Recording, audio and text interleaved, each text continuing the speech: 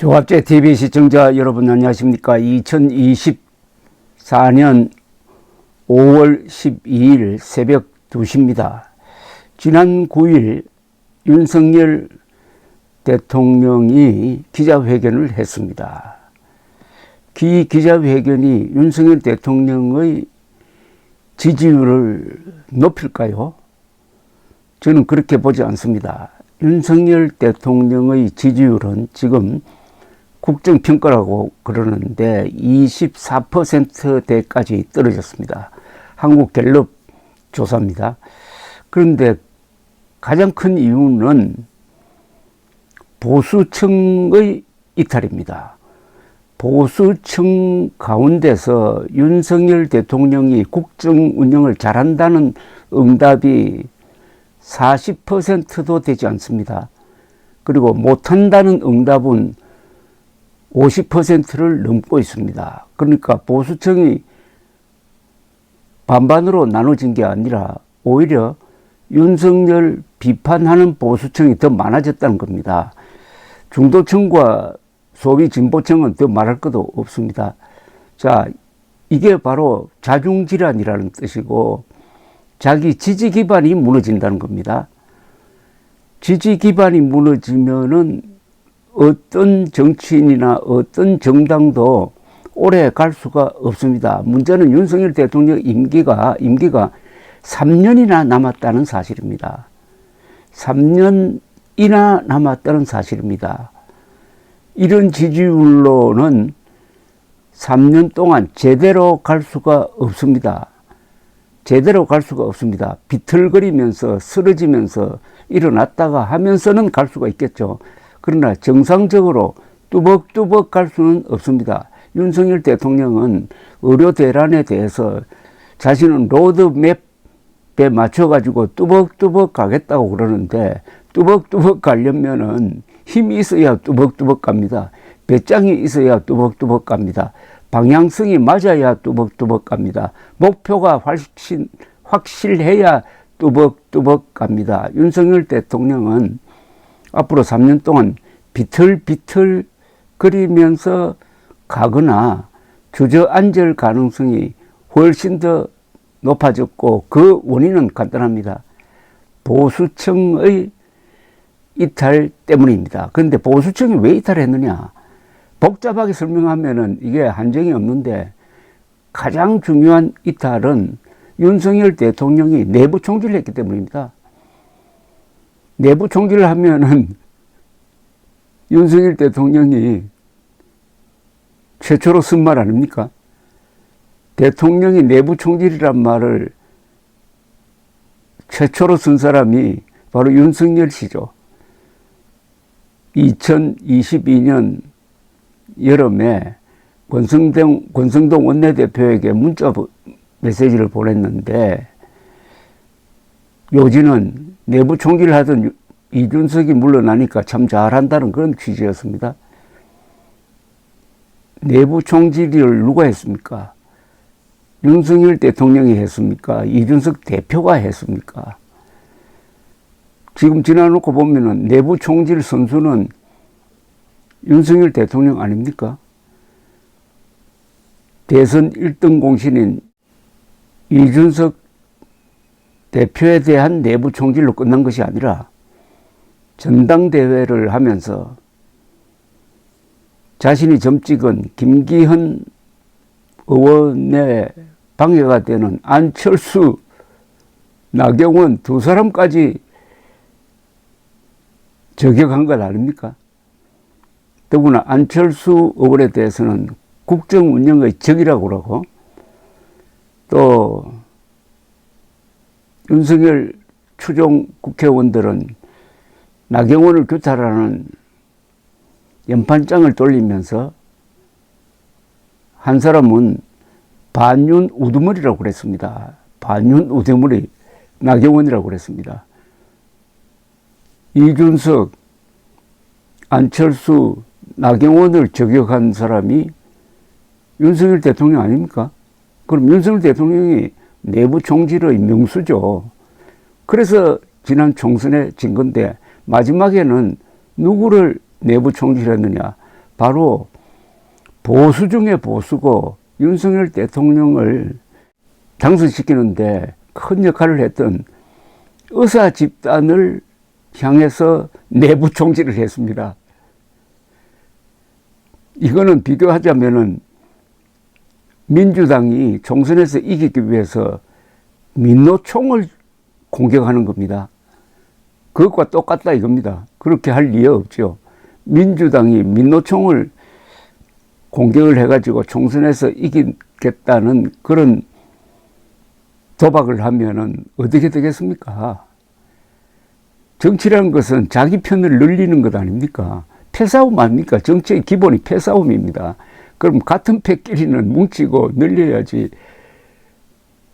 이준석, 나경원, 안철수 그리고 의사들을 향해서 내부 총질을 한 결과 결국 어떻게 됐습니까? 또 하나 있네요. 한동훈에 대한 거의 공개적인 비판. 선거를 한참 지휘하고 있는 한동훈 전 비대위원장에 대한 거의 공개적인 비판, 심지어 그만두라고 하는, 자, 뭐 본인은 오해였다고 하지만은 그 말은 믿을 수가 없고, 내부 총질의 끝판왕이 바로 의료 대란이고, 이번에는 의사들이 가만히 있지 않고 집단적으로 약 100만 표가 된다는 그 의사표가 집단적으로 국민의 힘을 버리고 다른 데로 가버린 것 아닙니까? 기권하든지 민주당으로 가든지 개혁신당으로 가버렸는데, 그래서 윤석열 대통령의 앞날이 참 어두운 것은 이 국가적 불행입니다. 대통령 중심제 하에서는 대통령이 국민들로부터 반드시 신뢰를 받아야 합니다. 지지율도 최소한 40% 이상은 나와야 합니다. 대통령 중심제는 무슨 뜻이냐 하면은 국군 통수권자를 겸하고 행정부의 수장을 겸하고 그리고 국가를 대표하는 이 삼관왕 위치에 있는 대통령 중심으로 국정이 운영되어야 된다는 뜻이고, 그 말은 대통령은 절대로 내부 총질하면 안 되고 국민 전체를 묶어야 된다는 겁니다. 통합해야 된다는 겁니다. 그런데 이런 식으로 자기 편을 하나씩 저격해가지고 배제해버리니까 결국 자기가 앉아있는 의자의 다리를 하나씩 잘라내다가 지금 다리가 한 2개밖에 남지 않았습니다. 의자 다리가 4개가 있어야 제대로 버틸 수가 있는데 이거 어떻게 하면 좋겠습니까? 답이 없는 건 아니에요. 답은 있는데 윤석열 대통령의 성격상 그것을 실천할 가능성이 매우 낮다는 것이 지난 9일 기자회견에서 드러난 사실입니다. 특히 의료 대란 문제에 대해서 전혀 도움이 되지 않는 이야기를 했습니다. 의료 대란을 해결하지 못하면은 보수는 윤석열 대통령을 지지할 이유가 없습니다. 의료 대란을 일으킨 그 수법이 완전히 좌파적 수법입니다. 그리고 이 의료 대란, 이른바 의료개혁의 논리가 좌파적 포퓰리즘입니다. 이것은 보수적 가치로 하는 게 아닙니다. 시장 경제를 중요시 하는데 윤석열 대통령이 이번에 2,000명 늘리는 등등 이 이른바 의료개혁을 하겠다는 그 논리는 국가 주도입니다. 아니, 국가의 전횡입니다. 시장 경제, 자율성, 시장 경제, 즉 의료 수가를 조정해서 문제를 해결하고 자율성, 의사 집단의 자율성을 존중해야 그게 바로 시장 경제입니다. 그런데 의사들의 생각을 완전히 무시를 해버리고 사람 수를 늘려가지고 좌파 정권 들었으면은 공무원 수가 늡니다. 똑같은 방식으로 의사 수를 늘려가지고 이른바 낙수 효과란 걸 가지고, 낙수 효과란 걸 뭐냐면은 1년에 나오는 의사 수를 3,000명에서 5,000명으로 늘려버리면은 그동안 그 사이에서 서울 같은데 도시에서 제대로 근무할 능력이 없는 사람이 지방이나 필수과로 갈 것이다. 이걸 낙수 효과라 그럽니다. 그걸 기대했다는 것은 이건 완전히 어디 사회주의 국가에서는 할 수 있는 물량공세입니다. 시장의 기능에 맡겨 놓으면, 시장의 기능이라는 것은 의료수가를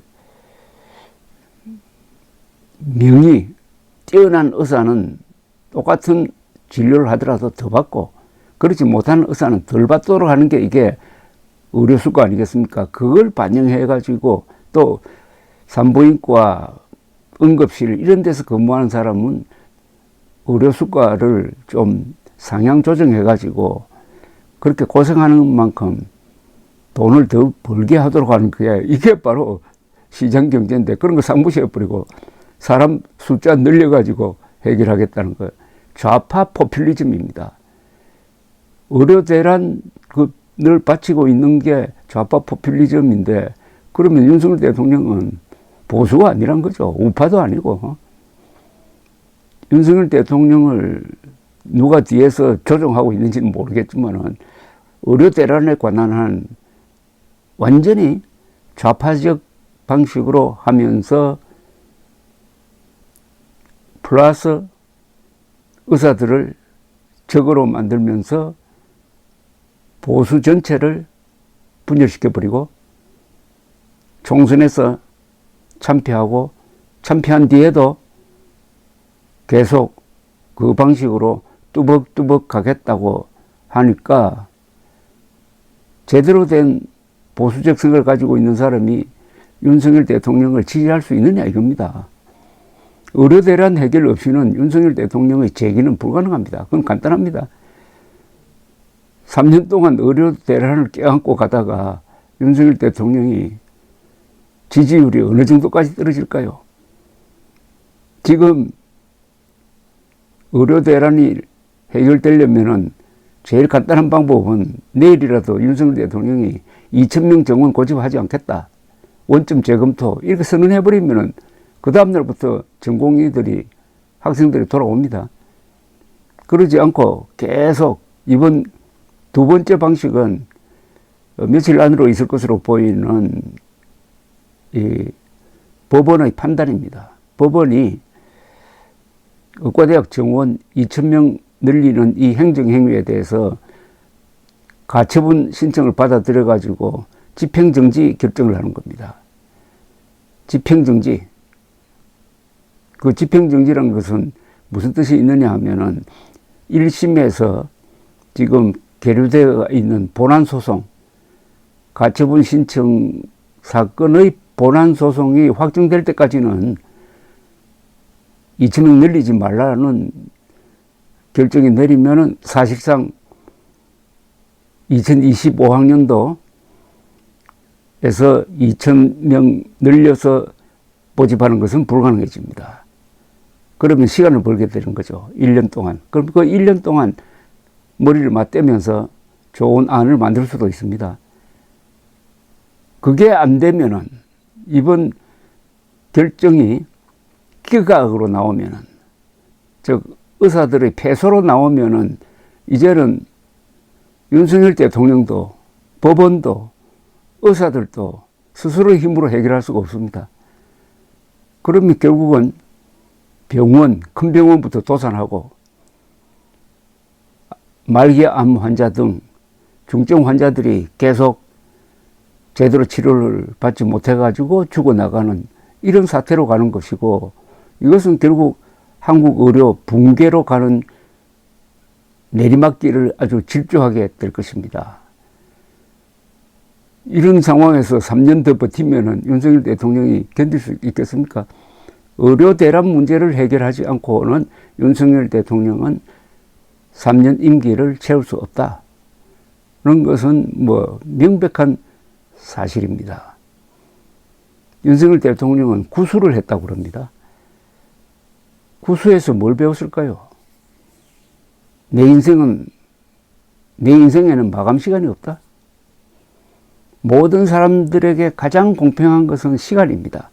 윤석열 대통령에게도 하루는 24시간이고 노숙자에게도 24시간입니다. 시간은 가장 공평하고 또 가장 소중한 겁니다. 시간이 바로 생명입니다. 이 중요성을 모르는 사람, 정치와 전쟁에서 시간, 타이밍이 가장 중요한 것을 모르는 사람이 지금 용산에 앉아 있다는 것은 이거 대한민국의 불행이 될 수가 있습니다. 국민들이 정신 차려야 합니다. 정신 차려가지고 행동을 해야 됩니다. 여러분들이 가지고 있는 그 불만을 반드시 표현을 해야 합니다. 중구난방으로 해야 됩니다. 중구난방은 여러 사람이 입을 벌리면 막기 힘든다는 건데, 글도 쓰고 시위도 하고 편지도 하고 전화도 하고 해가지고 여러분들의 생각을 표출해야 합니다. 민주주의가 하나 좋은 것은 문제를 덮지 않습니다. 문제를 노출시킵니다. 그러면 대부분의 경우에 해결됩니다. 감사합니다.